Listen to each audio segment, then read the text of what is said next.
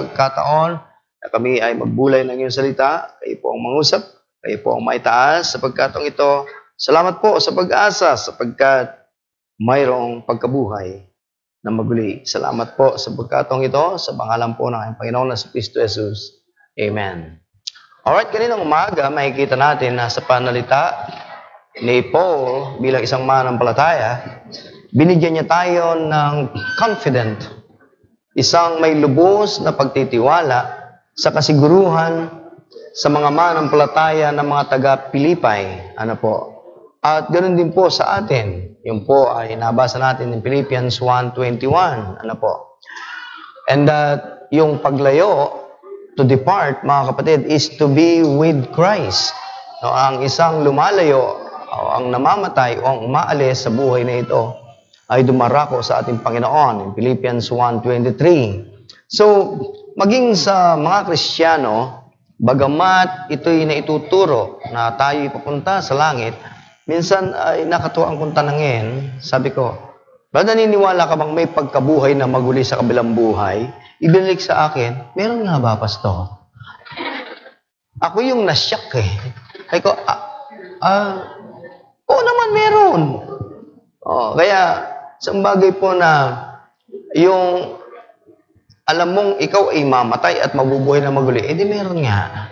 So, ito po ay tinala ko lamang upang magkaroon ng susog at kalakasan ang mga bagay na ating pag-aaralan na minsan ay mga Kristiyanong hindi nila napangahawakan yung blessings na meron sila. Like eternal life. Ano po? So, kaya maging sa hapong ito, naway ito'y maging isang hamon po sa atin. Ano po? So, kung kayo'y handa na, kinuha ko po ang mga ilang nagpapatotoo doon sa tanong, is there life after death?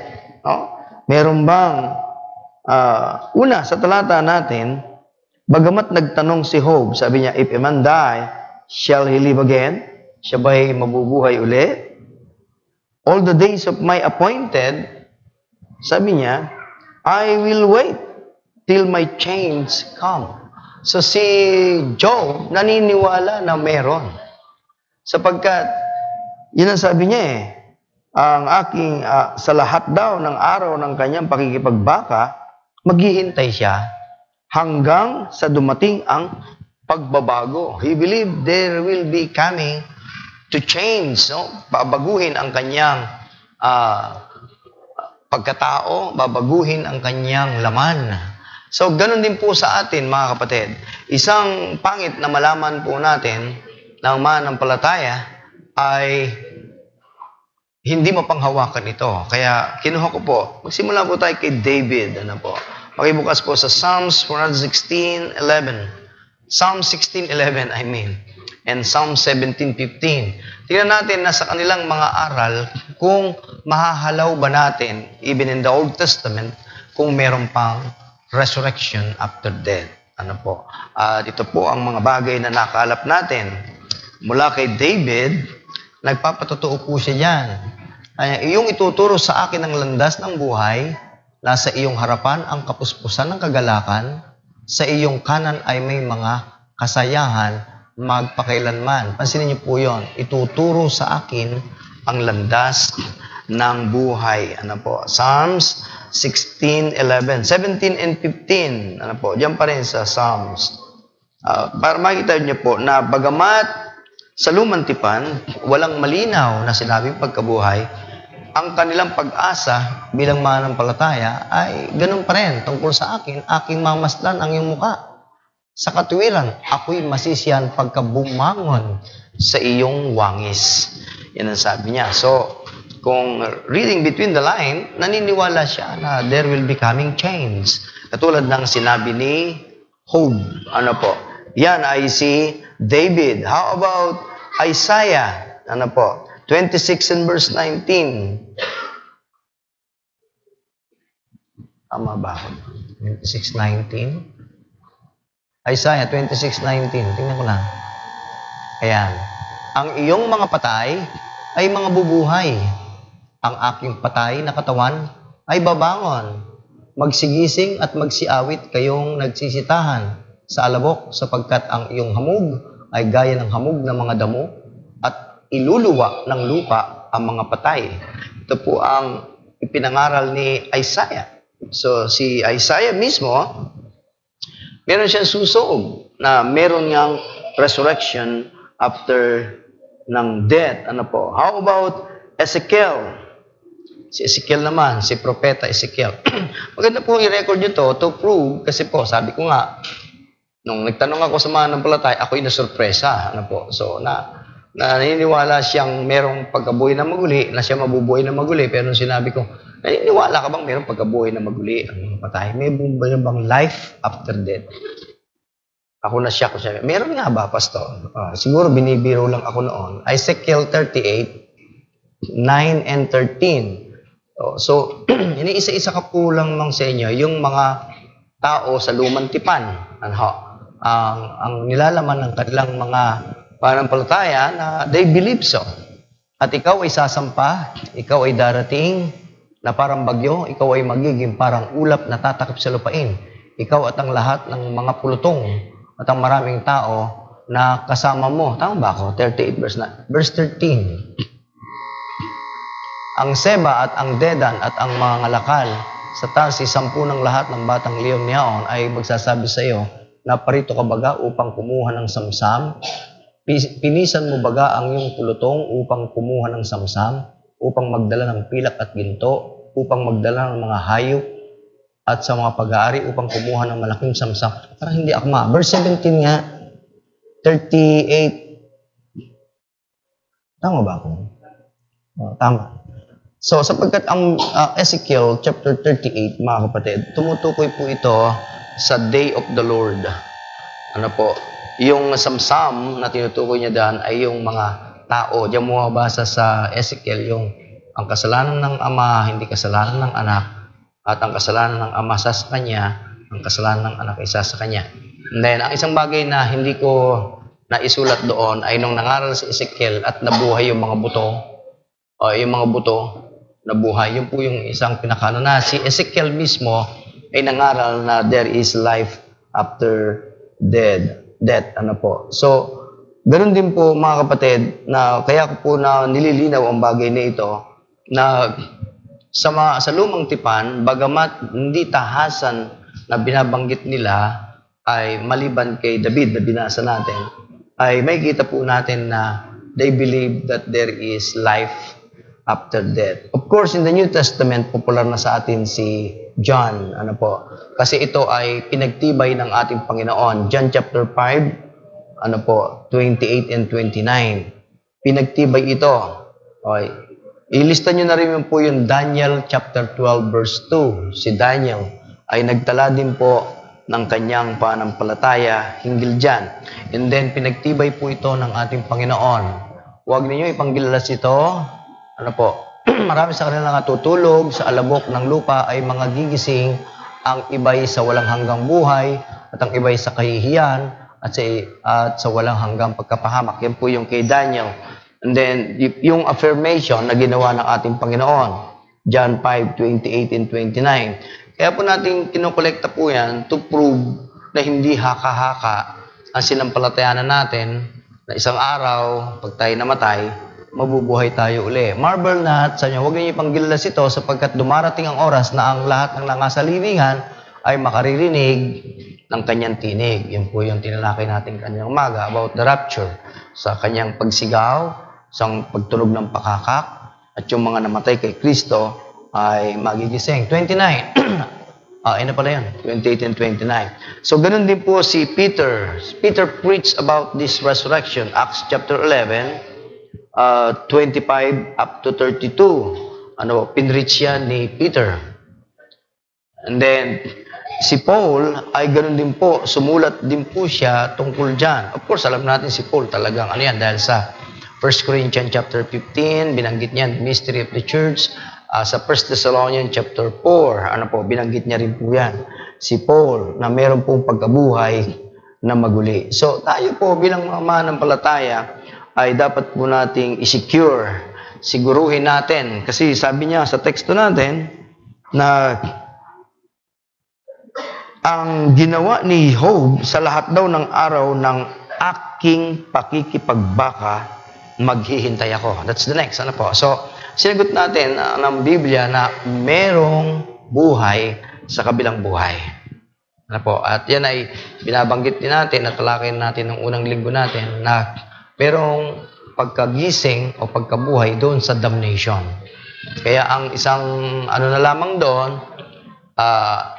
parehong nag-aalok ng pagkabuhay na maguli, excuse me, ang believer and non-believers. Ang non-believers, para dun sa Great White Throne Judgment, ano po, and then yung believer ay para doon sa first coming of Christ. Tingnan niyo po. Pag sinabi po natin, first coming of Christ, ano po, ang tinutukoy po, i-correct natin. First coming of Christ is His birth, His life. Hanggang doon po. At siya'y nilibing at sa pagkabuhay na namatay. Makyat sa langit. Excuse me. The second coming ay dalawang section ito. The first coming is in the clouds of heaven. The Son of Man will appear ano po, sa clouds of heaven. Doon ay sisigaw siya. Yun po yung yung second coming, first phase. Ano po? Then, yung second coming, second phase ay tinatawag na revelation. Ito po yung binanggit natin kaninang umaga sa rapture. Susulit muna tayo. So, hindi po, yung mali po yung idea ng heaven, wala kang gagawin doon at pakuya-kuya-kuy ka lang doon. Hindi po gano'n, no? Meron tayong gagawin. Sapagkat ipagsusulit natin ang ating mga ginawa, ano po, pagkasulit nun, depende doon yung iyong ipaglilingkod kasi babalik ka pa dito sa lupa. Ulitin ko, babalik ka pa rito sa lupa. Kaya doon sa rewarding seat, depende kung anong reward ang tatanggapin mo. So yung mga naging tamad sa kanilang Christian life na doon sa naniniwala na lang na, so total save naman ako kahit ba't pa ako maglilingkod. Pag namatay naman ako, sa langit din naman ako eh. Totoo yun. Ang pagkakaiba ito, wala kang reward. Kaya ang sabi doon, nandyan yung panghihinayang, ang pagtangis, sapagkat kung yun ay, kung dito nga, sa local, pag nagbibigay na recognition na certificate at hindi ka napasama, minsan masama ang loob mo. Bagamat sinasabi mo, okay lang sa akin yan, may panlupa lang yan. Paano to pagdating mo sa langit? At hindi naka-record lahat dun yung mga absences mo, tulad kanina, no? Hindi na church yung iba dahil baka nanood na ng Pacman. Ayan, anonymous tuloy, ano? Minsan, mafia. Ano gagawin natin dyan? Yung araw ng Panginoon, nakikita na ipinagpapalit natin to sa ibang, okay, lahat po yan nakatala yan. Because all records will be opened. Different books will be opened. Si Larkins, ihiramin ko yung kanyang ginawa. There will be the book of conscience.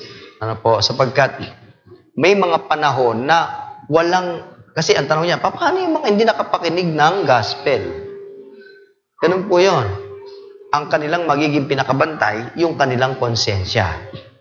Kaya ang Panginoon ay nagbigay ng isang paraan lamang, pero meron tayong isang kaisipan, paano yung mga nandun sa bundok ng mga hindi na narating na ebanghelyo? So, the Bible says in Romans chapter 1, sila na hindi nakapakinig, yung kanilang konsensya ang magiging kanilang pinakabantay. Kung sila'y naging masunuri. Sapagkat yung mga sa konsensya, ay nagawa nila yung kautusan, at yung mga may kautusan, hindi nila ginawa, talo sila nung walang kautusan na gumawa according to the dictate ng kanilang conscience. So, ang isang matibay na pananampalataya natin dyan, God is righteous in all His judgment. Lahat ay magkakaroon. Hindi natin itutulad kasi may mga nakausap tayong tao na sabi, paano? Tama kaya yung paghatol ng Diyos. Sa Lumang Tipan, maraming beses yung indictment that God is a righteous judge. Sa Lumang Tipan, tama yung kanyang paghatol. And He is God. Wala siyang kinikilingan. Sabi nga natin, mga kapatid, like isa pa sa mga tatalakay namin, kaya dinidiscuss ko to sa aking anak, sapagkat sabi ko sa kanya, okay, ikaw, kasi po, kukunin na natin siya doon sa pamilya ng Maliksi, ano po, at maglilingkod na siya rito sa atin, as my assistant. So sabi niya, ano kong assignment? Sabi niya gano'n, your assignment will be hard. Kung makapansin niyo yung team natin dyan, ano po, the mystery of godliness. Diyan po ay si Jesus Christ. So, marami po tayong matututuhan dyan sapagkat yan po ay talagang kailangan the basic doctrine natin. Sapagkat lalo na po yung salitang firstborn, yung mga ginagamit na term na ginamit sa ating Panginoon. Ano po? Yung mga ginagamit like firstborn among the dead. Anong ibig sabihin nito? Bakit tinawag siya? Pag sinabi natin firstborn among the dead, siya lang ba ang nabuhay na maguli na namatay? Bago pa siya nabuhay na maguli, meron ng mga naunang nabuhay. Kaya huwag niyong iisipin nyo na, kaya siya tinawag na first among the dead, sapagkat siya lang yung nabuhay na namatay. Mali po yun. Meron na. Nung sumigaw pa lamang siya, at nung palang buhay siya, binuhay niya na si Lazaro. Nakuha niyo mga kapatid? So, bakit ganon? Kaya masarap pong pag-aralan yan eh. Kung sincere tayo sa pag-aaral natin, makikita natin yung kagandahan na. Kasi tayo bilang mga mananampalataya, tinatawag din po tayong firstborn. So, what particular relation, bakit tinatawag tayong firstborn? At si Jesus Christ tinatawag na firstborn. At ang Israel tinatawag na firstborn. Si Isaac tinatawag na firstborn. Itong mga title na ito. Kaya ito po ay magiging magandang encouragement sa atin bilang mga mananampalataya. Like yung sinasabi nating life after death. So dito, parang sinasabi sa atin ni Job that Christian life is a life of battle. Napansin niyo po ba yon sa text natin? Ang sabi niya, all the days of my appointed time will I wait. No, there is ang pagkaka-English po ay appointed till my change come. Sabi niya rito, ang tama po yung Tagalog niyan, lahat ng araw ng aking pakikipagbaka. No, bawat opportunity, there is an opportunity for you to say what, yes or what. No, there is a struggling sa puso natin, anong gagawin natin. Ang pagkakatagalog po niyan, tama po yan. Okay, pakikipagbaka. Kasi ang Christian life ay pakikipagbaka. The first na nakikipagbaka tayo, na hanggang sa ngayon, hindi tayo pwedeng magmalaki, is the battle between the spirit and the body.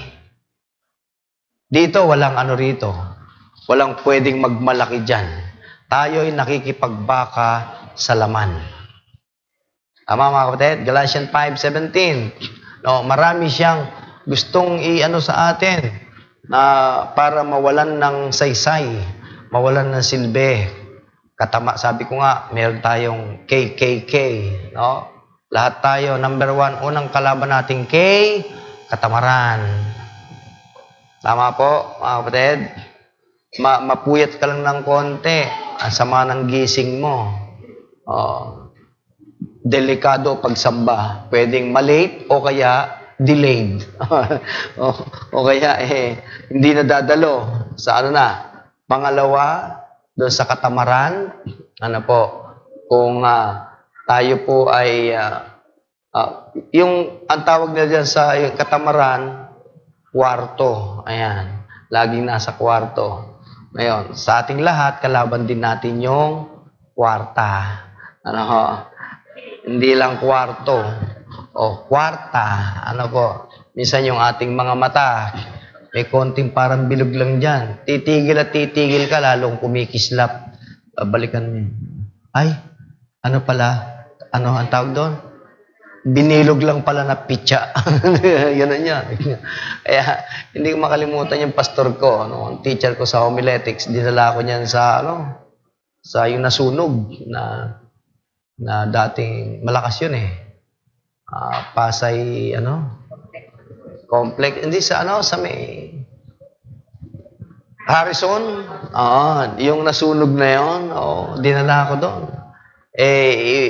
Binabiyahe kami niyan ni Pastor eh. Yan po kasi bubuhayin namin uli.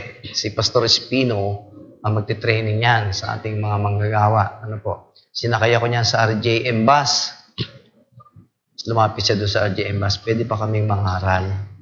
Sabi ng RJM bus, yung driver, Jose, bawal po sa amin yan. Hindi po kami manghihingi. May ticket po kami, bayad. Bayad po kami. Kasi po yung iba nanghihingi eh.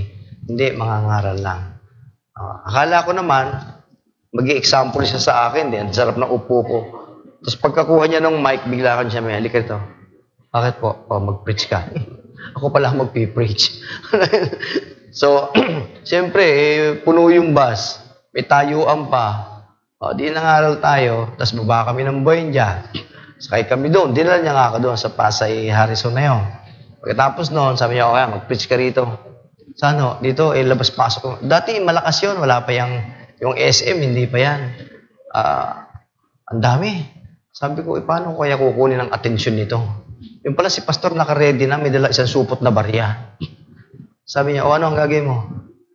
Di tayo ako doon sa harapan, di nag-iilagan sila dahil hindi ko alam gagawin ko rito. Sabi ni Pastor, yan lang dumukot ng barya, inihagis doon sa nagkagulo yung tao. Kasi yung barya, marami yon, sari-sari. May G's, may 25, may piso, may 500, may 5 piso, may gano'n. Dami, sinabog niya talaga. Ko, pas, magkano mo? Yun, 500 piso yun, na barya. Nagkuhanan yung mga tao. Pagkatapos noon, tumigil naman sila. Sinabayan ko ng preach. Nag-preach ako doon. Tapos pabalik. Pag-uwi namin, sinakay niya naman ako ng jeep, baklaran. Pinagsasabi niya, dito pa. Lahat habang papunta pa uwi, ako nagsasalita nagsasalita. Ganyan niya po kami tinrain. Kaya sabi ko nga sa anak ko, huwag kang matatakot pag ikaw'y mangangaral. Sapagkat yan na ang buhay natin. Pag hindi tayo nangaral, may kaluluwang mamamatay na wala sa Panginoon. Kailangan na nandyan ang buhay natin. Daldal ka ng daldal. Kaya tayo lahat bilang mga mananampalataya, pinakikipaglaban natin yan takot o kalakasan. Tayo ba'y malakas ang loob natin na mangaral tungkol dyan sa ating Panginoon? Mga kapatid, the body is not only weak, it is very weak. Ang katawan hindi lang mahina, napakahina yan. The Bible says, hindi nagpapasakop yan. The spirit is willing, but the body is weak. Hindi ito nagpapasakop. Meron siyang sarili niyang pagkilos. Tayo po ba na pagtagumpayan na natin ang ating laman? Ang pagtatagumpay sa laman, hindi po one day at a time. Araw-araw, makikipagbaka ka sa laman. Ihilahin ka niyan sa katamaran. Di ba mga kapatid? Ito po ang isang katotohanan dyan. Paghuhugas lang ng plato, paglilinis sa bahay, yan lang kinatatamaran, yung pakayang mag-witness. Sa palagay nyo, yung paghuhugas, pagsasaing, lahat yan. Kinakailang itoka-toka yan sa loob ng bahay. Kung yan nga kinatamaran, yan po yun Yung sabi mo, visitation tayo. Ang ating katawan, hindi po hirati sa bagong buhay na kinalalagyan natin. That's new life. Bago pong buhay yan, yung mag-witness ka. Hindi mo yan dating buhay. Ang buhay mo nang wala ka sa Panginoon, kahit ano lang, at kahit papano lang. At lagi mo sinasabing, pwede na yan. Sa buhay ngayon, bilang mananampalataya, lalakad tayo. The Bible says na tayo'y binigyan ng example ng ating Panginoong Hesukristo. Siya po'y nangangaral to the village, sa mga likundaan, kahit saan. Ganun po ang mananampalataya. Siya po ay nananalangin. Meron po siyang quiet time. Do you have your quiet time? Meron po ba kayong quiet time pa rin hanggang ngayon? O O you are so very quiet about your time. Di ba? Wala kaming quiet time, Pastor, but we are so quiet in our time. Bakit? Tulog. Ano ba? Quiet time is you're dealing with yourself, with your weaknesses, your strength, self-evaluation ka, kayong dalawa ng Panginoon. Then, tinitingnan mo kung ano na, saan na, at hanggang saan pa ang pwede mong gawin. Yun isang dahilan kung bakit si Paul ay nasabi niya ng to be absent from the body is to be present with the Lord. Sapagkat siya po ay quiet time. Tinitingnan niya yung saang area na ng serbisyo na meron siya. Pangalawa po, yung ating separation. Kasi po, Christians are expected to have a separated life. A life of sanctification. Paano yung decision mo doon sa dalawa? Vivification at mortification. Mortification, mortify the deeds of the law. Kailangan patayin natin ang pita ng ating laman. Mortify. No? Talagang magtitiis ka. Ganyan po yan. May mga bagay na masarap nating gawin at talagang nakasisiya sa ating laman. Pero for Christ's sake, mortify, ibig sabihin, patayin, disiplinahin, huwag mo siyang papormahin. At kinakailangan ang espiritu mo dyan ay bibid, masyadong masugid, vivification. Ano po? Yan po ang dalawang elemento ng sanctification. Yan po yun. Kinakailangan bibid. Ibig sabihin, hindi lang yung sumpong. Mga kapatid, aaminin ko po sa inyo, tayong lahat, baksak tayo dyan. Puro lang tayo nakadepende sa sumpong. Pag sinumpong ng simba, simba. Pag sinumpong ng tamad, bahala ka dyan. Pag sinumpong ng sipag, magbibisitation yan. Pag sinumpong ng tamad dyan, wala lang. Lahat tayo may sumpong. Alam niyo po ba kung bakit? Kasi nakikipaglaban talaga ang laman sa ating espiritu. At yung espiritu natin, nakikipaglaban sa ating laman. Ang espiritu, lagi yan may willing yan. Willing paggamit yan. Willing na sumunod yan. Willing na magsakripisyo dyan. Yung laman, no sir. Gusto mo magsakripisyo, ikaw na lang. Ano po? Ganun po yung laman. Ang gusto niyan, yung sarap. Ang laman kasi nangangako at nakatingin lagi sa sarap. Pero ang laging katapusan niya ay hirap. Ang espiritu, ang pahimakas nito, ay ang panimula nito, laging hirap. Laging hirap. Pero nagtatapos po ito lagi sa ginhawa at kasarapan. Yan ang isang pagkakaiba na tayo, kaya gusto ng Panginoon na tayo lumakad ayon sa espiritu. At kailanman hindi po siya nangako ng kasarapan sa buhay natin. Sa mismo bilang Panginoon ay hindi lumakad sa kasarapan ng buhay. So isip-isipin natin yung ating separation life o tinatawag nating sanctification life. Saan na to nakarating? And then, sanctification sa ating sarili. Ang tawag doon, self-denial. Ano po? Self-denial.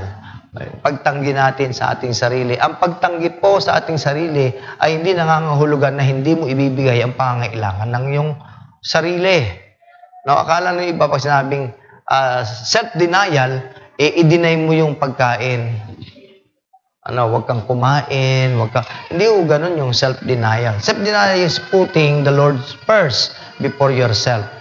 Putting yourself as a second fiddle and your first fiddle is God. That is self-denial. Ang self-denial po sa Bible is contemplating of things na ginagawa natin kung sino ang nakakatanggap ng mas maraming punto at sino ang nakakaluwalhati. Ganun po ang self-denial. At yan po ay ginawa na natin at nagagawa natin na maybe hindi nyo po napapansin. Tinatawag yan na fasting. Tayo po nagpa-fasting without knowing. Hindi nyo po alam na meron kayong ginagawang fasting. Ang fasting is not an obligatory responsibility. Hindi po yan obligation ng bawat isa. Sa ibang simbahan, ginawa nila yan. Obligasyon daw yung pagpapasting. That's not an obligation. Pagkat mayroong tagpo talaga na yung mga alagad, hindi nila mapalabas yung demonyo dun sa kanilang na inilapit sa kanila. So, lumapit ang Panginoon at siya ang nag-heal doon. Tapos sinabi niya, hindi ito nagagawa ng basta panalangin lang. Nagagawa ito ng panalangin na may fasting. So, diyan nila kinuha yung ganoong aral. Kaya, ang tema mo nga lang, doon lang sila nagtapos. Hindi nila ipinaliwanag kung paano yung pagpapasting. Kayo po, papaano po ang pagpapasting? That is a self-denial. Denial for food, denial for other materials na dapat ikaw may benepisyo. Yan ay fasting. Pero first part lang yan ng fasting. Ang talagang fasting, when you deny the food, you will do something na katapat nung iyong hindi pagkain. That's the Bible teaching. Isaiah 58 po yan. Tinalakay po yan ng Panginoon sapagkat ang Israel, nahulog sila sa ganyan. Nagpa-fasting sila, pinalulungkot nila yung mukha nila na mukhang santo. Tapos naglalatag sila ng yung kumot na nilalatag nila. Tapos nagkakadatuwad-tuwad sila ron at lahat na ganun ginagawa nila and they call it fasting. Nirebuke yan ng Panginoon sa kanila. Kasi kung minsan, yun ang kulang sa atin, yung ating tinatawag na sanctification life. Nakalimutan nyo na yata na there is a ministry to the poor. Kung ginawa mo to na hindi mo naiintindihan, that is fasting. Minsan may pera ka, bibili ka ng bigas. Nakikita mo yung kapatid mo. Nakikita mo yung hindi mo kapatid. Na yung pambili mo ng bigas, tinulong mo sa kanya. That is fasting. Nakuha niyo po, mga kapatid? Naintindihan niyo na po yun? Alright, for sa kapakanan ng lahat, ulitin natin, Isaiah 58, para makita niyo po. Kasi kung minsan, akala ninyo, fasting is an obligation.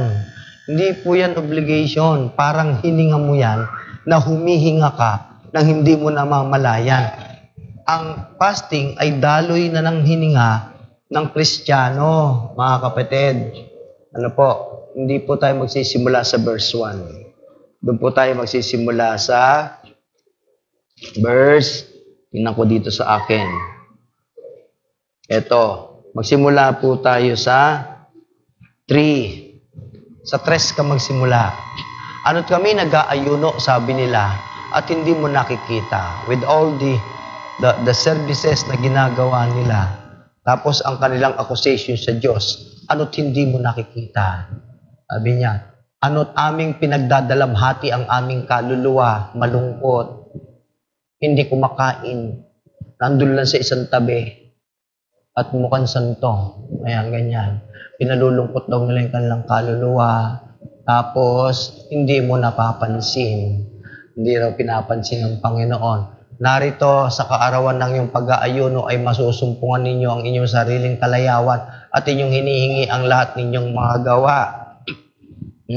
Ito, bato-bato sa langit, tamaan sa pool. Nag-overnight prayer tayo, pero ang dami natin pagkain. Kung minsan, puro pagkain na lang ang ginawa. Alright? Yun yung sinasabi niya. Ginagawa, ang pag-aayuno po kasi, may prayer yan. Pero ano ba ang nangyayari dyan? Yan ba ay self-denial o kalayawan? Itong Israel, nire-rebuke ng Panginoon sa ganyan. Kasi sa panahon ng kanilang sinasabing pag-aayuno, nasumpungan sila na mas maraming mga kalayawan ang nangyayari. Hindi ko sinasabi nun nga ang nangyayari sa inyo. But we have to check yung mga ginagawa natin. Verse, susunod. Narito't kayo'y nag-aayuno para sa pakikipag-alit. Pag ang ginagawa natin pag-aayuno ay mas nakakalamang yung kalayawan. Pakikipag-alit yan at pakikipagtalo at upang manakit ng suntok ng kasamaan, hindi kayo nag-aayuno sa araw na ito upang inyong iparinig ang inyong mga tinig sa itaas ang nangyayari, nagiging walang silbi yan. Nagiging walang kabuluhan. Gumagawa ka lang ng ikasasama ng loob ng Diyos sa iyo. Kaya sinasabi niya, nananakit ng suntok ng kasama. Bakit po? Ang nasusuplayan, yung kasamaan, at hindi yung kabutihan na nakatalaga para sa iyo na makita ng Diyos. Next, iyan baga ang ayuno na aking pinili? Yan ba yung tinuro ko sa inyo? Sabi ng Panginoon. Ang araw na pagdalamhatiin ng tao ang kanyang kaluluwa, iyuko ang kanyang ulo na parang yantok, kasi nakahalos nakatuwad na yun, nakasahid na yung mukha sa lupa. Ang iyuko ang kanyang ulo na parang yantok, at maglatag ng magaspang na kayo, at abo sa ilalim niya. Iyo bang tatawagin ito na ayuno at kalugod-lugod sa araw ng Panginoon? Kasi kaya ako naman po binanggit sa inyo yan na natanong ng isang miyembro yan, Pastor, hindi tayo nagpa-fasting. Sabi niya, doon sa pinanggalingan ko, meron po kaming prayer and fasting.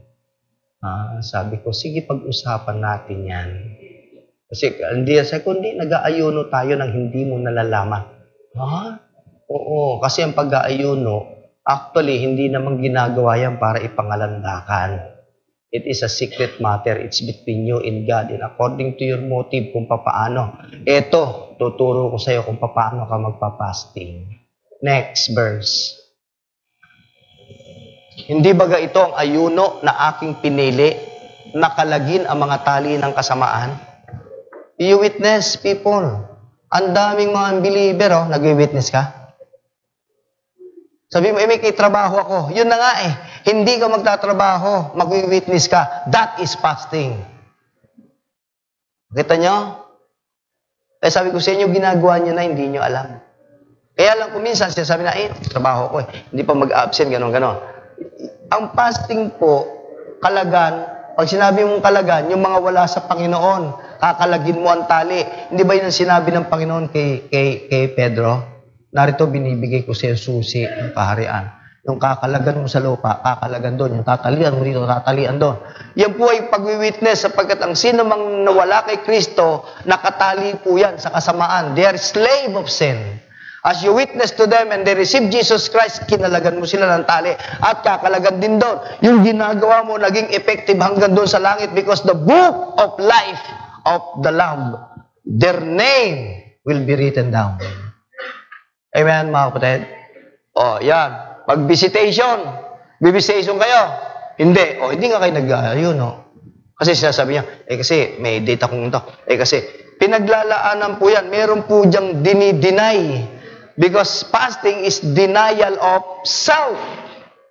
Denial of things na ikaw makikinabang. Hindi mo gagawin yung bagay na yon because there is a soul, may kaluluwa na kailangan puntahan mo, kailangan kalagan mo mula sa kanyang kasamahan at makakilala sa Panginoon. Ginagawa mo yan? Then, nagpa-fasting ka. Second, pag-aanin ang mga pasan ng mga Kristiyanong mga may problema. Sapagkat ang visitation, hindi lang sa unbeliever. Ganon din sa mga believer. May mga believer tayo na bitter. May mga believer na ayaw na mag-church. May mga manampalataya na sinusumpa na ang Grace Baptist Church. Sapagkat mula nung sila dumalo rito, ay ayaw na nila dahil matutuwid yung buhay nila. Ayaw nilang pakawalan kung ano man yung kasalanang paborito nila. Now, mag-visitation ka, sabi mo, sis, punta ako sa inyo ng ganun Martes, ha? Ay, bakit? Wala, gusto ko, magpipray lang tayo. Magpipray tayo. Sharing tayo. Ginagawa niyo ba yan? Kasama yan. Di ba sabi niya, hindi baga ito ang ayuno na aking pinili. Ibig sabihin, ito yung gusto ko. Sabi ng Panginoon. Then, papaging layain ang napipighati. Yan pa yun, yung mga pighati. Hindi lamang po yung mga may pasan. Pati yung napipighati, magiging ikaw ang comfort. At iyong alisin ang lahat na atang. Medyo mahirap yata yun. Ano man yung mga problema pa nila. Kung may kaya-kaya ng kasapinansyal, kasama yan.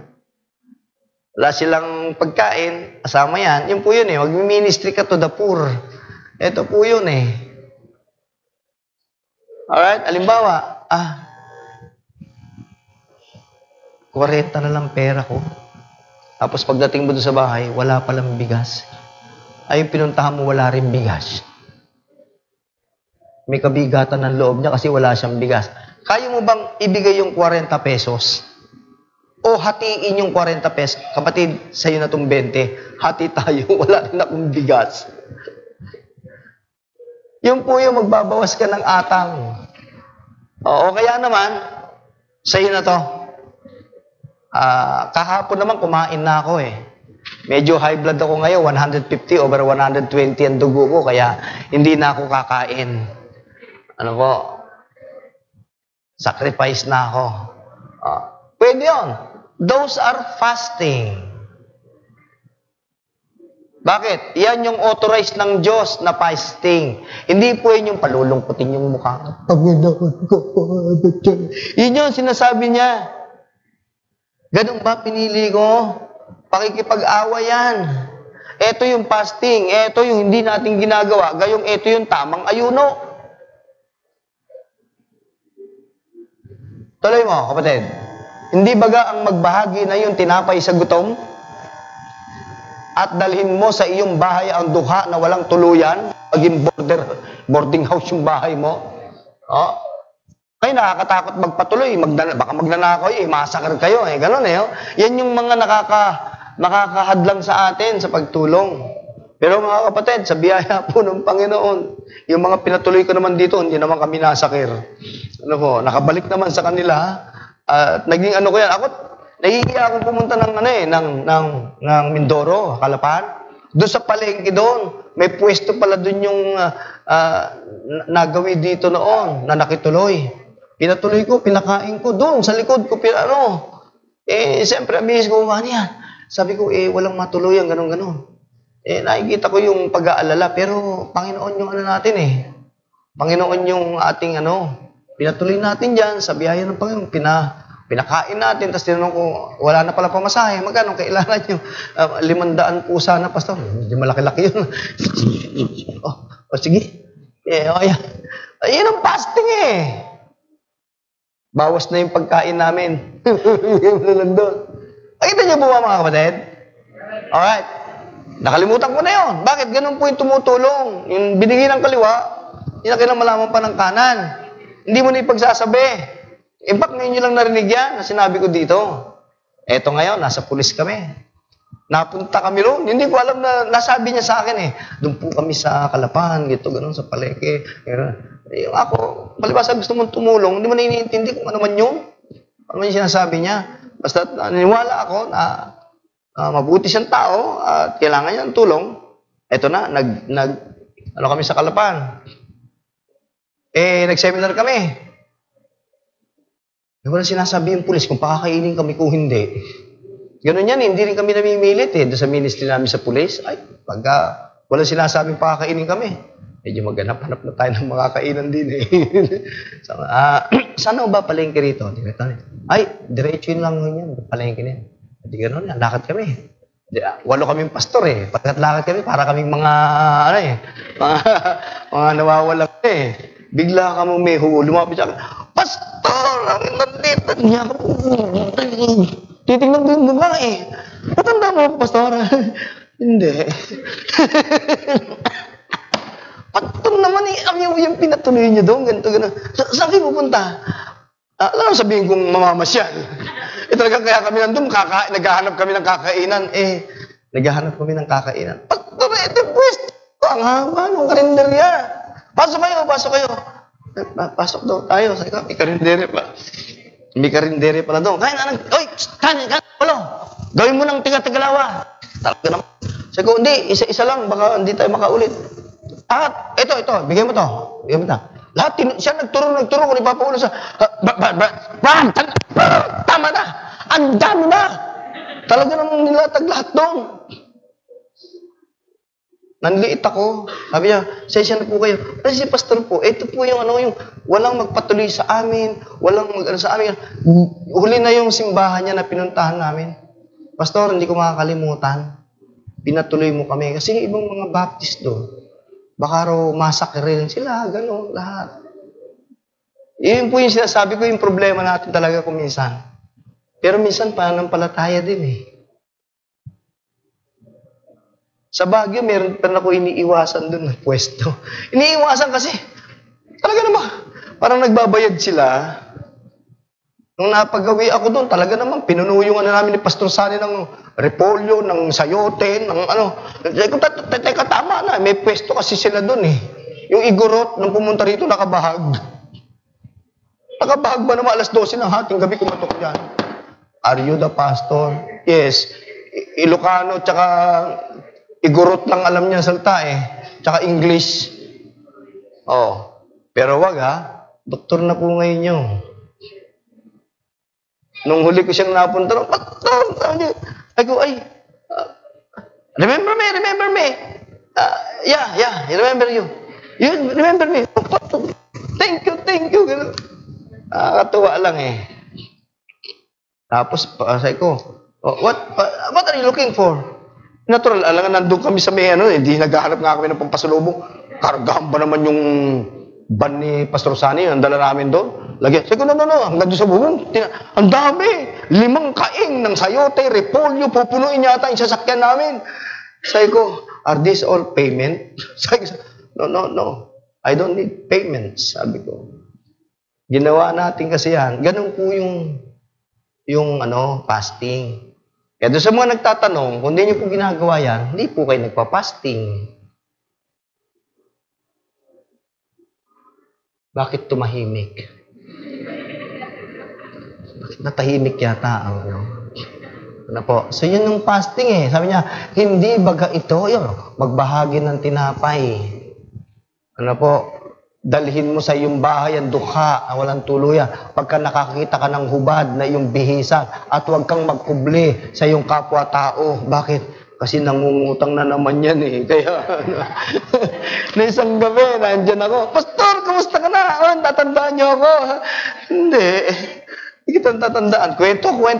Alam ko nyo sa nagtapos, pas baka naman may pera ka dyan, kahit 20 pesos lang. Sabi ko na nga ba dito magtatapos to? Papaalalahan ko siya tungkol sa salita ng Diyos, etc. Alam niyo mga kapatid, totoong minsan nakakapagduda, pero charge it to the Lord's account. That's fasting. Fasting po, pinigil mo yung sarili mo sa isang bagay na ikaw makikinabang at gagamitin mo sa kapwa. Next verse. Kung magkagayon, the blessing. Ito yung blessing na gagawin ng Panginoon sa'yo. Huwag mong gagawin yan na may motibo ka lang. Parang hininga lang yan ng Kristiyano. Fasting is not an obligation. It is done by faith. It is motivated by your love to God. Na parang umaga, God will bless you. At ang iyong kagalingan ay biglang lilitaw. May ignite, talented ka pala, mahusay ka palang kumanta, tutulungan ka niya, tuklasan mo yung muna. Ang galing mo na magsalita dahil nagbibisitation ka na lagi, no? Mahusay ka na sumagot. Kaya mo nang gamitin yung mga salita ng Diyos, kaya tinulong sa mga young people kanila, you should know how to answer. Marunong ka nang sumagot.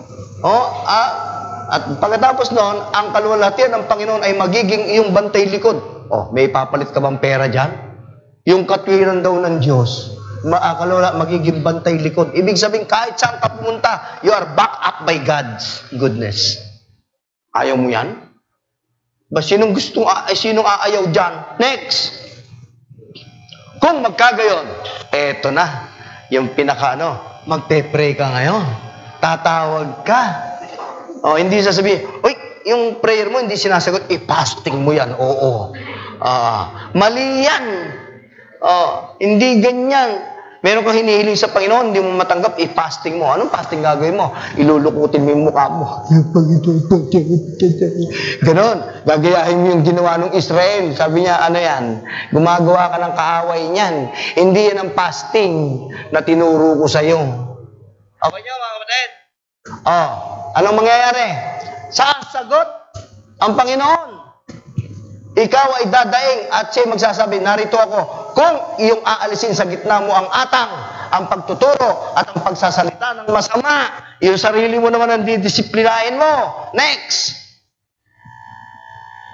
Kung magmamagandang loob ka sa gutom at iyong sisihan ang loob ng nagdadalamhating kaluluwa, kung magkagayon, itong ending, sisilang ang iyong liwanag sa kadiliman at ang iyong kadiliman ay magiging parang katanghaliang tapat. Amen? You want to do fasting? The right fasting? Amen? It's not an obligation. Hindi po yung kung ano-anong gagawin natin. Wala, hindi ho na ano dyan. Ito yung talagang gawain natin. Verse. Kaya ko po sinabi sa inyo, your flesh will be your enemy. Sapagkat pag ginawa mo yung fasting, dinidinay mo ang sidhi ng iyong laman. Tama po mga kapatid? Anong unang-unang kalaban mo dyan? The sense of loneliness. The sense of loneliness. Bakit po mga kapatid? Sapagkat tayo, happy-go-lucky tayo. Tayo po mga tayo natin, nag-iisa tayo.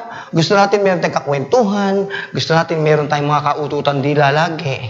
Ayaw natin na nang nag-iisa, malungkot, at ayaw natin yung ganon. But sometimes we need to be alone with God. To have some contemplation of those services that we have done sa Panginoon. At kung ano pa yung mga hindi natin nagawa. Naalala ko tuloy yung nung kami ay naninigarilyo pa ni Pastor Villanueva. Sabi ko, amigo, pag fasting natin to, paano namin ginawa? Magkano isang kaha ng sigarilyo noon? Alam niyo po ba kung magkano? Nung kami, 40 pesos na. Ngayon, hindi lang 40 pesos ang kaha, ha? Magkano na? Walang gusto sumagot. Mabubuking. Magkano na ngayon ang kaha? Nung nag-fasting kami, 40 pesos. Alam niyo po kung ano ginawa namin? Binili namin ng Bible, yung 40 pesos na pansigarilyo namin. Binigay namin sa mga mananampalatayang walang Biblia. That's fasting. Ganon po yung fasting.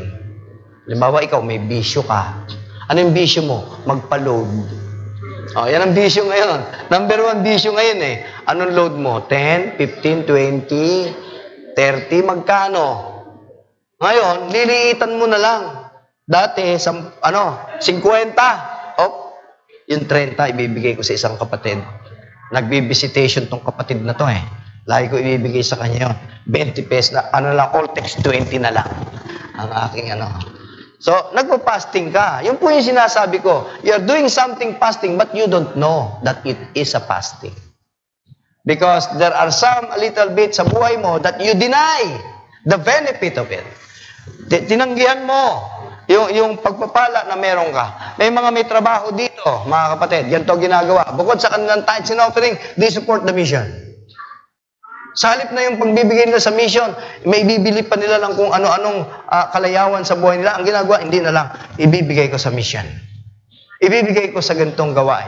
Ibibigay ko sa ganitong pastor. Ilalabgip ko sa ganitong manggagawa. That is fasting. That's the Bible says. At ikaw ay pagpapalain ng Panginoon. Ulitin ko, isa yan sa pakikipagbaka natin sa ating laman. Amen mga kapatid? When we approach God, tignan natin, sino-sino, because sabi nga sa inyo, ang buhay ng Kristiyano is a battle. It is a war. Gera yan. Especially the flesh. Now, paano po kahalaga ito na ang patay mabubuhay? The importance of that issue is this. We do not, hindi tayo magtatagumpay apart from the Lord Jesus Christ. Why? Sapagkat tayo po ay makasalanan. Yung kasalanan, kalikasan na natin. At inaagaw nito yung pagpapala na dapat makamtan natin. Paano tayo dinadala ng kasalanan na yan? Unang-una, yung mga paborito mong kasalanan. Subukan mo namang i-fasting mo naman yan. Halimbawa, ang paborito mong kasalanan, manood ng sine 3 beses sa isang araw. O kaya umarkila. Hindi ha. Mga kapatid, 3 na nga lang sinasabi ko sa inyo. O wala pa sa Panginoon eh, nakasampu. 10 pili ako lang sa isang araw. Magkakatabi naman yung aking nilalagari. Lagarista ako nung araw eh. Nilalagari ko yan. Yung Ojon, yung Vista, yung Roxanne, yung Miramar, Cinerama. Magkakatabi yan eh. Ano po? Lalo na pagka Fernando po. Ay, tako talaga naman. Ang sipag ko dyan. Sweldo ko naman doon, 3 piso lang sa araw. So, ganun po yun, mga kapatid. Tayo po, meron pong pakikipaglaban. At ano po, yung kasalanan, wala pong ibang kalaban ng Diyos kundi kasalanan. Iwasan natin ang spiritual sin. Diyan tayo nahuhulog. Hindi lamang sa physical. Ang sabi sa 2 Corinthians chapter 5, check ko muna ha. Hindi ko na ito na-check kasi nagturo ako sa yung people eh. Pero alam ko tama eh. 2 Corinthians chapter 5.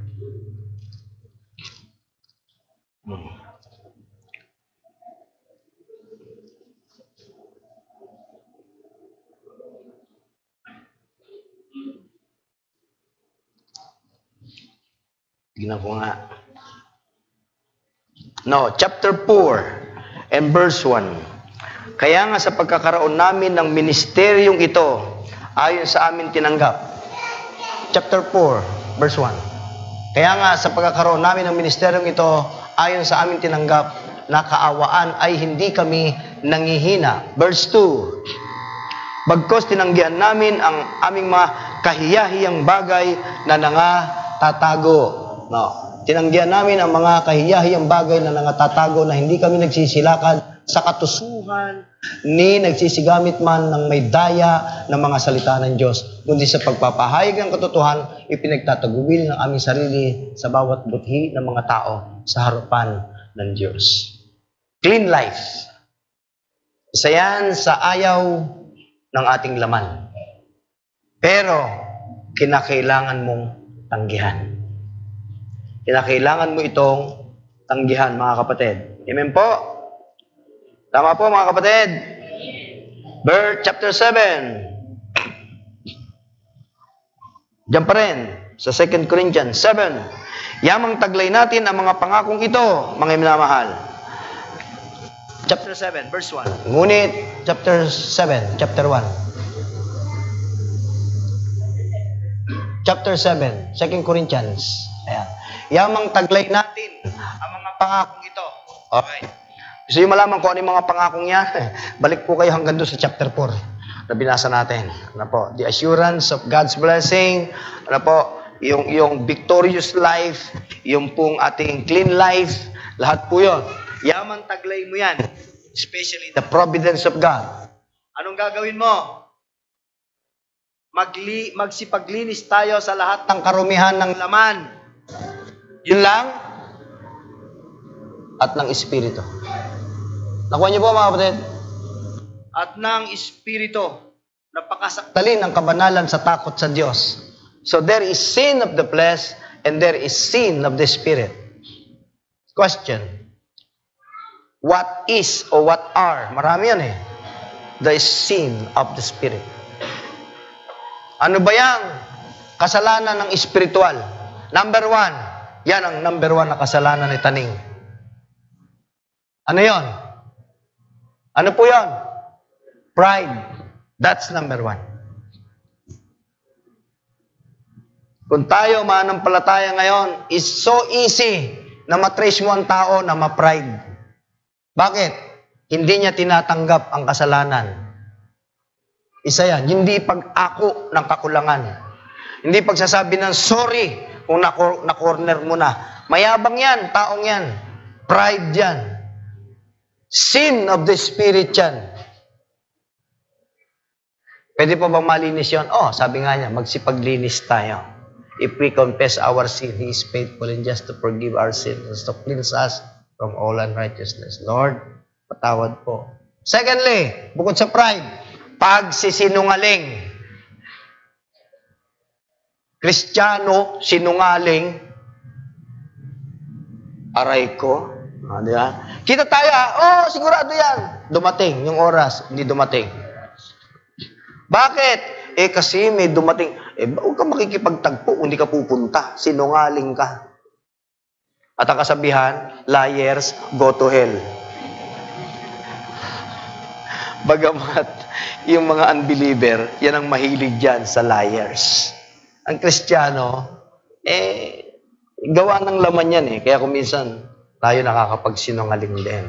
Tayo hindi na po dapat kasumpungan ng pagsisinungaling. Sundin natin yung kasabihan, ang pagsasabi ng tapat, pagsasama ng maluwat. Hindi ba? Bagamat hindi scripture yan, magandang panuntunan sa buhay. Tama mga kapatid? Masarap yatang kasama yung taong hindi nagsisinungaling. Hindi yun. Saan ka punta? Doon. Saan ka galing? Doon. Magkayo. Ano ba yun? Saan ka galing? Doon. Saan ka punta? Dito. Sinungaling. Saan galing? Doon. Saan punta? Dito. Ganun. Yan tama. Sa panahon ni Jeremiah, sa panahon ni Nehemiah, sa panahon ni Isaiah, pag nabasa niyo yung mga aklat na yan, nasumpungan ang mga pastor, sinungaling. Mga propeta, sinungaling. Nakakalungkot, mga kapatid, na yung ganyang akusasyon baka buhay pa sa atin ngayon. Manampalataya ka, wag nawang maging sinungaling. Maglinis tayo ng sin of the Spirit. Amen, mga kapatid? Amen po. Because kung tayo po ay nasisiyahan sa kasalanan, nasisiyahan po tayo sa paggawa ng kasalanan, katakataka yan. Kasi manampalataya ka, dapat nasisiyahan ka sa katotohanan because Jesus Christ na katotohanan nakatira sa iyo. Amen? Amen? At dapat daragdagan mo yung faith mo ng kahusayan, pagsisikap, pagtityaga. No? Add to your faith, what? Virtue. Dapat makita na yung faith mo talaga namang mahusay at dalisay. Of course, hindi natin nakukuha in one sitting yan. Ba't ko po sinasabi ang bagay nito? Because there is a war. Ngayon, Hosea 13:14. Sa ating mga pakikipagbaka, hindi ko alam kung anong kalagayan meron kayo. Maring nakikipagbaka kayo sa utang, nakikipagbaka kayo sa mga pangako hindi nyo natupad, nakikipagbaka kayo sa mga pangako nyo sa Panginoon na hindi nyo matupad. Nakikipagbaka kayo sa pag-uutang nyo sa ikapo ninyo, hindi nyo binibigay ikapo nyo sa Panginoon, nakikipagbaka kayo, hanggang ngayon tisod pa rin kayo. Ang tanda mo ng Kristiyano, tisod-tisod ka pa rin sa ikapo, ewan ko ba sa'yo? Yung ikapo, hindi na dapat kinakatisura ng matandang Kristiyano yan. Ano po? Sabi nga ng isang manampalataya sa akin, Pas, pag-pray nyo po, mahulug-hulugan ko yung ikapo, Bakit? I-advance ko na po ikapo ng asawa ko para maipon natin para dyan sa extension. Ang gandang motibo niya, no? Sige, pag-pray kita na maibigay mo yan. Tulad din ng isang membro natin sa Batangas, si kapatid na Atienza, Julie Atienza. No, siya ipinagpe-pray ko sa kanyang kahilingan na siya makapag-abroad. At ang pangako niya, pag siya nakapag-abroad, yung kalahati ng kikitain niya, ang ibibigay niya, hindi ikapo, 50. Ang bihira, ano? Hindi, no? At yung 50, pampaaral niya sa kanyang anak. Kasi mag-ina lang sila. Pinagpe-pray ko siya sa Panginoon na matupad ang gano'n. Sabi ko, sis, ito bang hinihiling mong to ay walang kayabangan, walang ano. Ay, pastor, kailan nakakaalam yan? Ganun ba? Sige. Sabi ko sa kanya, ipagpe-pray kita, mga kapatid. Ba't ito sinabi niyo sa akin, pastor? Hindi niyo naman kilala yun. Di ba? Pagpunta nyo ron, i-screening ko kayo. Baka mamaya hanapin nyo dun. Hindi po, matapat na membro natin yan sa Batangas. Nagpe-pray po siya na si Pastor Lipato, huwag nang umalis. Nagpe-pray siya, no? Magkaroon sila ng resident na talagang makakasama nila. Alright. So, pinagtibay po yan ni Hosea. 13:14. Tingnan niyo po. Aking tutubusin sila mula sa kapangyarihan ng Sion. Aking tutubusin sila mula sa kamatayan. O kamatayan, saan naroon ang iyong mga salot? O Seol, saan nandoon ang iyong kasiraan? Pagsisisi ay malilingid sa aking mga mata. So ang tanging makakapag, lang yan, may pagsisising puso. Kaya kinote ni Paul yan. O death, where is thy sting? Ano po? Sabi niya sa 1 Corinthians 15, 55 to 56. Doon niya po kinote yan ni Paul. Dumubuksan sa 1 Corinthians 15, 55 to 56. So makikita po natin, church, we have a battle to fight. First, your flesh, yourself. Yung sarili natin. No? At yung ating mga spiritual sin, mahilig tayo. The pride, we have to control. Yung pride natin, ibigay natin sa Panginoon. Wala pong Kristiyanong walang pride. Lahat tayo may pride. Diba? Pagka sinabi mong wala, tatanggalin mo yung I doon. Sino ba nasa gitna sa pride? Sino po nasa gitna ng PRIDE? Hindi ba I? Kita mo, ikaw nandun ka. Kaya, hindi natin matatanggihan yan. We have all our pride. Tayo yung nasa sentro. Now, sisimulan natin na not yet, not I. Alisin mo na yung I. But Christ. Ipapalit mo. Yung exaltation, bibigyan natin sa Panginoon. Lalabanan mo na yung pride mo. That is spiritual sin. Kaya sinasabi niya, magsipaglinis tayo. Alright, ano sabi niya dyan? Saan naroon na kamatayan ang iyong pagtatagumpay? Saan naroon na kamatayan ang iyong tibo? 56. Konti na lang. Ang tibo ng kamatayan ay ang kasalanan. At ang kapangyarihan ng kasalanan ay ang kautusan. Kung sa biyaya ng Panginoon ngayon, lalabanan natin ang kasalanan ito. Alam niyo po, ang kasalanan, wala na po siyang sting. Ang kasalanan po ay wala ng tibo. Wala na po itong kamandag. Bakit? Sapagkat pag pinatay mo ang Kristiyano, lalo mo lang siyang hinatid na mas mabilis sa langit. Sapagkat death now is our servant to bring us for that glory na sinampalatayan na natin. Death is not an enemy anymore. Ang kamatayan sa Kristiyano ay isa ng pag-asa.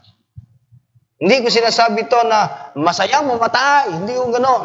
Ang ibig ko sabihin, kung dumating man ang pagkakataon, mahirap po yung mamatayan at mamatay. Pero dahil sa pag-asang pinagtiwalaan mo sa Panginoon, kaya sabi niya, habang hinihintayan ni Job, sabi niya, nakikipagbaka siya. Bakit? Sapagkat mayroong pagsusulit pagkatapos ng kamatayan, huwag naman po tayong mapahiya. Huwag naman po natin pabayaan yung mga kaloob na bigay sa atin ng Panginoon upang tayo makapaglingkod na maigi, upang tayo makasamba ng maigi, upang tayo ay makinabang ng maigi. Sapagkat wala naman tayong gusto sa buhay nito, kundi kahit konti lang. Di ba mga kapatid? Kahit konti. Sa atin, sa ating mga Kristiyano, hindi naman natin gusto yumaman pa tayo Sabi nga rin isang Kristiyano, basta't masigla ang katawan, kumakain, at walang ayos na. Kasabihan dito yan sa Cavite. Kumusta po ang buhay? Rin naman. Kahit na naghihirap hindi naman patay gutom. Totoo po yan. Sinasabi na, kahit naghihirap, hindi naman patay gutom. Ibig sabihin, mas mababa pala yung patay gutom doon sa naghihirap. Tama niyo mga kapatid? Kaya kahit naghihirap po hindi naman patay gutom. Tayo mga mananampalataya, ganun po. Isang bagay po na dapat nating makita yan. Sapagkat ang kasalanan, kinamumuhian. Kinamumuhian ng Diyos Huwag natin kaibiganin to. Kaaway mo yan. Amen, mga kapatid. Kaaway mo ang kasalanan. Ito ang pinakatibo ng kamatayan. Salamat sa Panginoon. Inalis niya na ang tibo ng kamatayan. When he say, it is finished. Ang tibo ng kamatayan, no more. Ang dala na lang ito sa atin ay as a human, natatakot. Nakakatakot talaga mamatay. Sino dito matutuwang mamatay, no? Nakakatakot talaga yan. Behind that fear is the reverence because God gave us the assurance when Jesus Christ resurrected. When Jesus Christ resurrected from the dead. Amen? Kaya sabi niya, where is thy sting? Yes. Lahat ng araw ng aking pakikipagbaka. Ang dami. Ano ba? Pakikipagbaka na ginawa ni Job. Ang dami. Nung panahon niya, siya lang ang nasumpungang matuwid. Upright. So yung mga kapitbahay niya, lahat ito kaaway niya. Tama niyo mga kapatid? He's the only upright man. Ibig sabihin, matuwid yung pamamaraan ng pamumuhay niya. Yung kayo mga kapitbahay niya. Alam ba kung sa panahon natin, baka itong taong to, kung yung mga kapitbahay nila gusto lagi makikinood ng TV, kung magbukas lang ng TV, news lang, news. Siyempre mga kapitbahay niya nakikinood na gusto yung teledrama, gagalit. Pagkatapos ng drama, papatay na. Ay ng balita. Ang ano, makikinood naman ho. Di ba? Pwede silang, pwede niyang bigyan ng cellphone lahat yung mga anak niya. Ang gagawin niya, sa cellphone na lang, para sa atin. Bakit? Kailangan to ng gano'n. Kailangan, yun po yung sinasabi nating self-denial. Kapatid.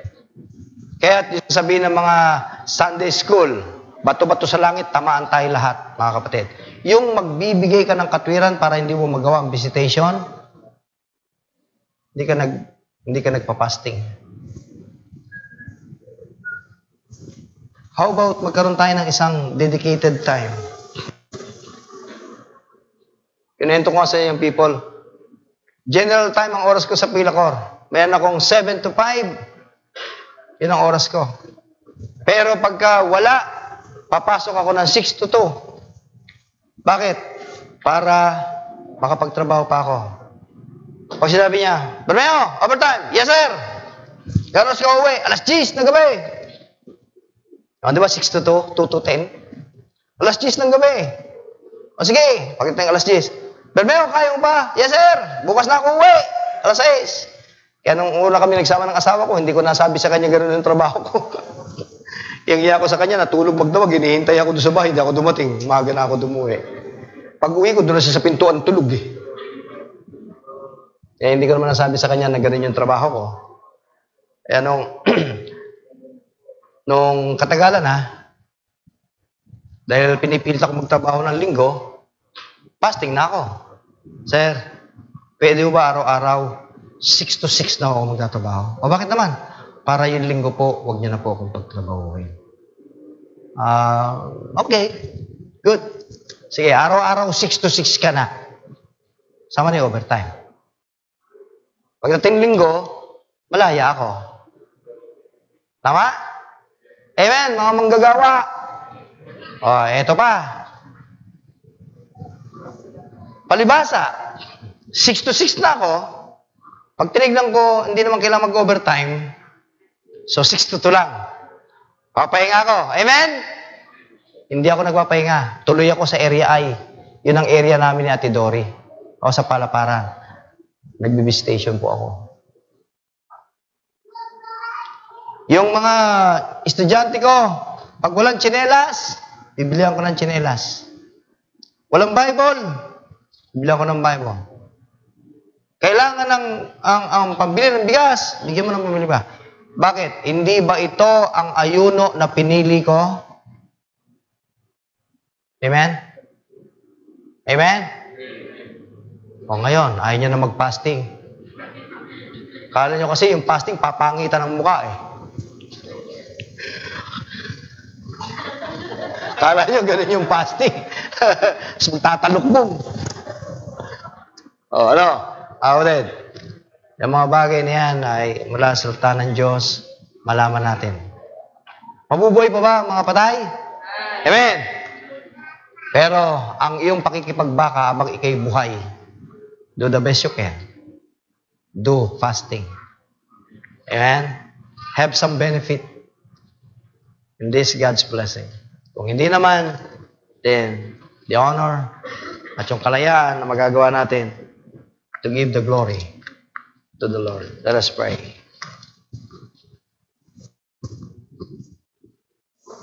Naming Diyos, salamat po, message. Muli, bigyan niyo paalala ang mga bagay na dapat naming gawin bilang ng pagtaya. Pagpalain niyo po ito sa aming puso. Kayo po ang nagasik, maging sa mga kaibigan namin, kung meron man ngayong gabi, ang wala po sa inyo. Salamat po na kami ng pag-aayuno na ayon sa iyong kalooban, mga bagay na gawa mo pang pagpalain kami. Bagamat gawin namin to hindi dahil sa gusto namin ng pagpapala, kundi una na sa lahat, Panginoon, pinagpala niyo na po kami at nagkaroon kami ng kakayanan na magawa ito dahil kay Kristo na nagbibigay ng pagtatagumpay. Salamat po, Panginoon. Hindi talunan ang mga mananampalataya. Una, sapagkat ang kaligtasan ay natamo namin. Ngunit Ama, sa pagpapatuloy namin sa Christian life, nawa, kung paano kang nagtagumpay, gayon din namin ito lakaran. Sa iyo ang lahat ng papuri sa pagkakataong ito. Sa pangalan po ng aming Panginoon na si Kristo Jesus. Amen.